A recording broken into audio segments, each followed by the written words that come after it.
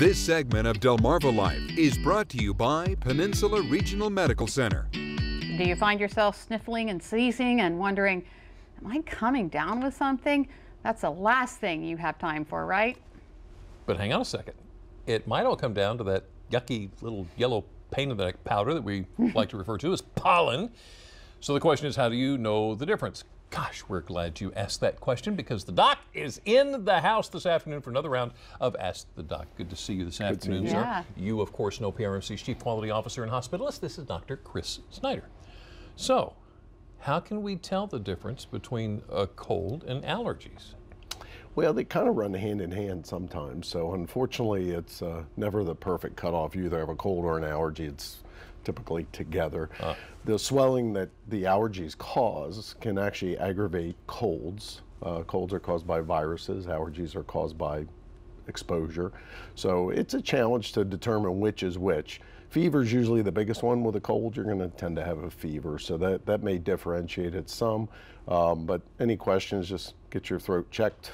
If it lasts for 3 to 5 days, you're sneezing and not running a fever, you're probably dealing with allergies this time of year. So a lot of asthmatics have real big time issues this time of year. So it's kind of raised our volumes in the ER, which is typical. Yeah.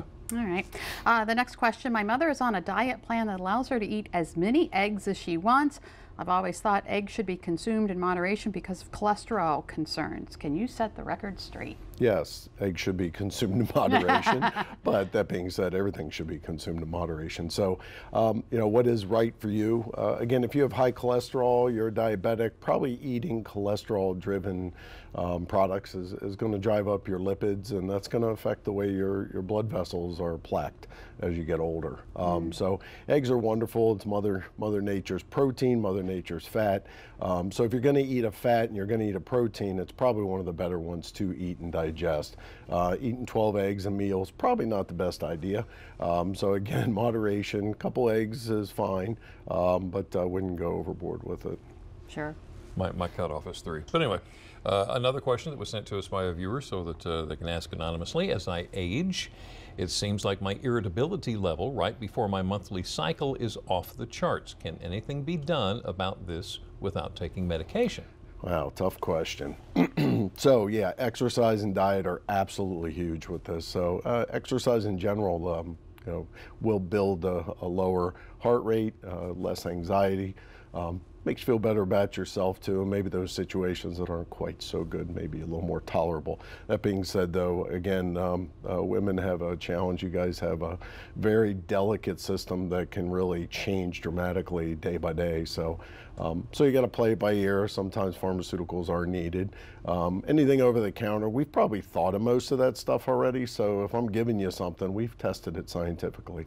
So you know, again, you have to go see your gynecologist and go through that process. But I'm sorry, it's good to be a man, I'll tell you that. Oh, well. But I think diet and exercise plays such a great role in everything. Absolutely huge.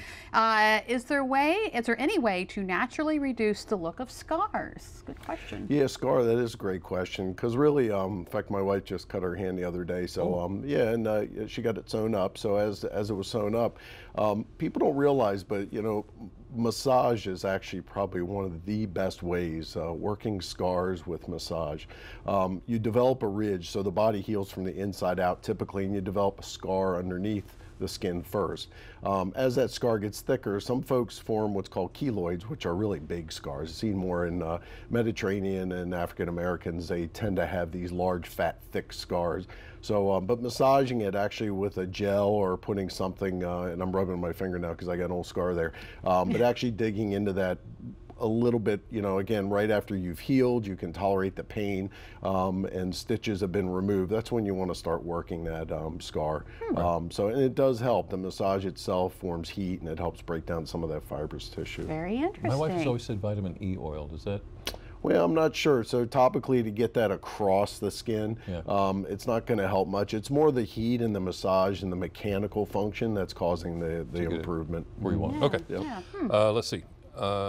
It seems like I'm seeing more ads for oat milk. I've even noticed it on store shelves in Salisbury. What is it? What are the benefits of oat milk, and how do you milk an oat? Is that Oh, it doesn't say that. There's How no do you milk sorry. an oat? I was pretty impressed. Yeah, that would be interesting. So Same way you milk an almond. See? Okay. yes, that's true. Yes, carefully. But anyway, so I think oat milk is one of these things that lactose-free folks can utilize, and also vegans, folks who don't eat meat, and it does give you that extra protein that you would need. So compared to other milks, so it has a lot of fiber in it. So that's probably the biggest benefit that I could find associated with it. But again, milk products are okay. Right. You know, again, milk's got fat, it's got carbohydrates in it.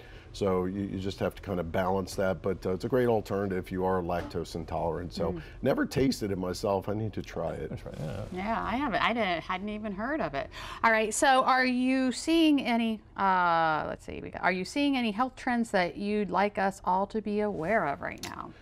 Well, I've been in practice about 25 years. I think the obesity rate is probably one of the most alarming things I've seen. You know, again, obesity and fat, sedentary lifestyle, all those things are, it's amazing. You know, we try to tell people to really focus on keeping that BMI less than 30 throughout your life and staying stable. Waxing and waning, up and down weights are dangerous too. You know, get to a place where you can eat correctly and eat the right foods. But obesity is extremely harmful, and as you get closer to 50 and closer to 80 in that 50 to 80 age group, folks really start seeing it with arthritis, with you know, which drives more sedentary lifestyle, which drives more obesity. So you know, fix it early, and childhood obesity is really on a rise, and it's a shame. So so emphasize that, you know, eat right, exercise, and avoid, you know, 2 eggs is okay. So you really got to focus. But I think obesity is probably one of our biggest challenges, and I can't fix that for you. Right. You have to You have to do it internally, yourself. as a family, fix that, and I think that's really important. That's the big thing right there. Diet Now, and exercise. please remember that if you have a health question, just like we got these questions here, if you'd like to ask Dr. Snyder, if you'd like for us to ask him for you, all you have to do is email us your comment to comments@delmarvalife.com. Send us your questions, and we'll be more than happy to ask. PRMC's Dr. Chris Snyder. Thank you as always. Thank you. We'll see you. Lots of Great good seeing you. questions today.